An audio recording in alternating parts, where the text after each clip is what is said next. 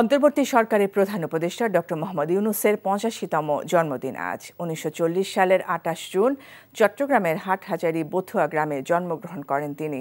Chittagong collegiate school থেকে matriculation পরীক্ষায় কৃতিত্বের সাথে উত্তীর্ণের পর ভর্তি হন চট্টগ্রাম কলেজে।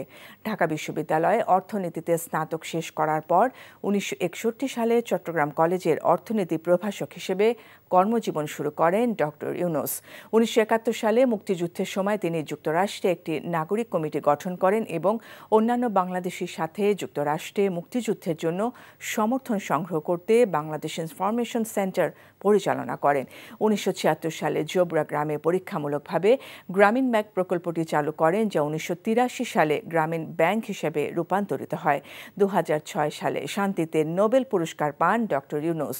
গত বছরের জুলাই ছাত্র জনতার আন্দোলনে আওয়ামী সরকার পতনের পর ৮ই আগস্ট ডক্টর মোহাম্মদ ইউনূসের নেতৃত্বে অন্তর্বর্তী সরকার গঠিত হয়। বান্ডেল থাকলে প্রতি সেনমানিতে টাকা বাঁচবে। বিকাশ সেনমানি বান্ডেল কিনে জিতুন প্রতি লেনদেনে।